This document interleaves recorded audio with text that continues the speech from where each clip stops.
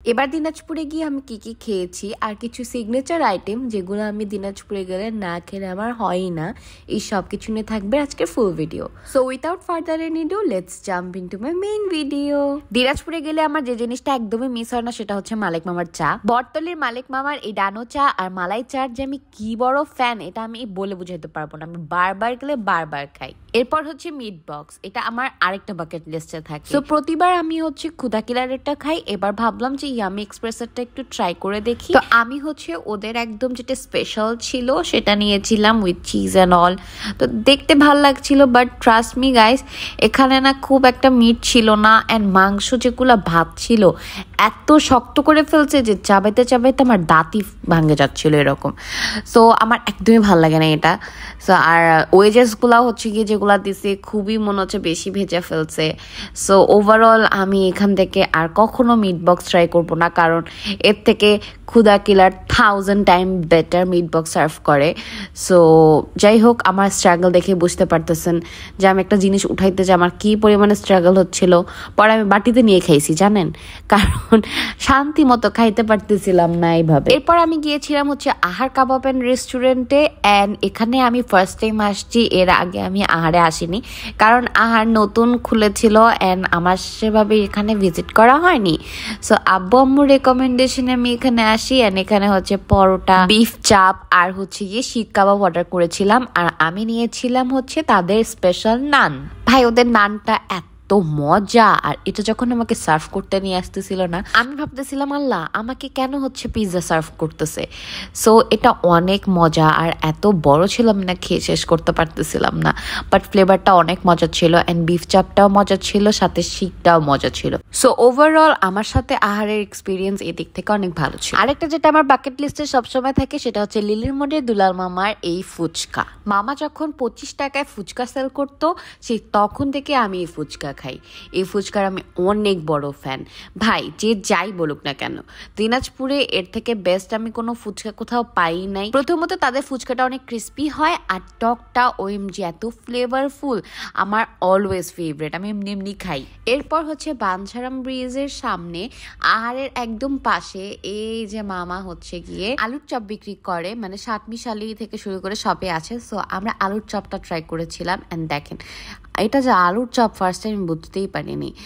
আম্মু আব্বু বললো যে এটা নাকি খুব মজা। ভাই ট্রাস্ট মি, এভাবে খাইতে আলুর চপ যে কী পরিমাণে মজা লাগে, এরপর থেকে আমি ভাবছি যে আলুর চপ আনলেই হচ্ছে আমি এভাবেই খাবো, এত মজা ছিল।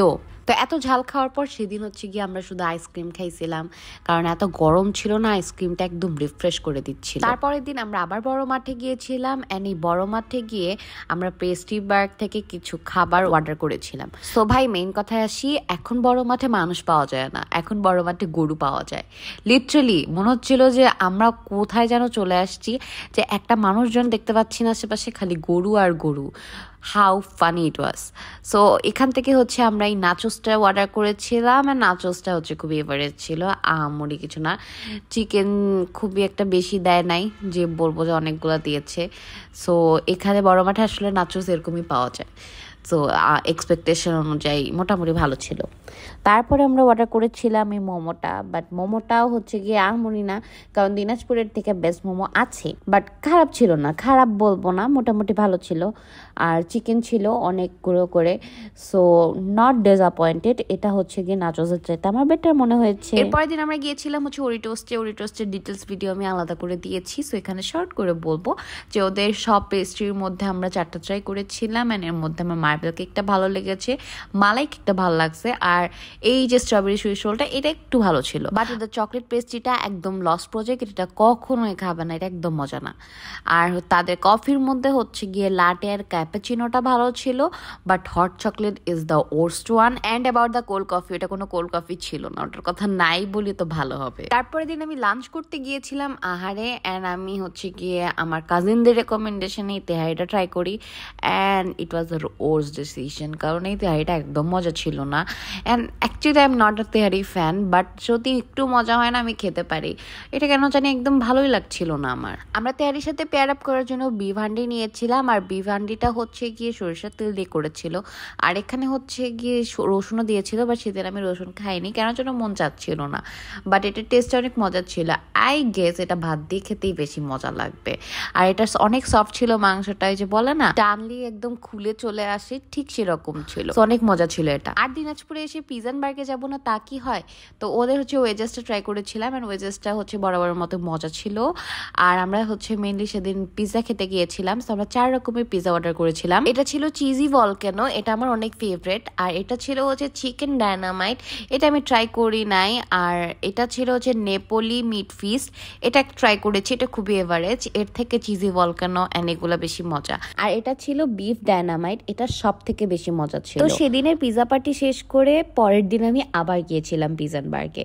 সো তাদের হচ্ছে ক্লাসিক ফালুদাটা ট্রাই করা হয়, অ্যান্ড তাদের লেয়ারটা আমি ট্রাই করেছিলাম, ওটা অনেক বেশি মজা ক্লাসিকটার থেকে।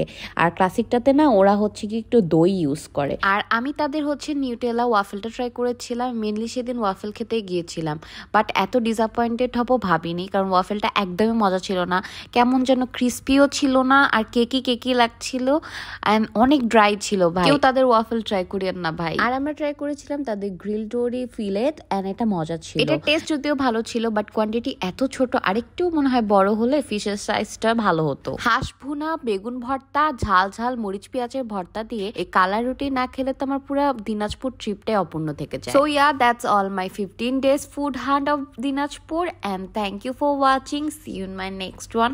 Allah Hafiz everyone.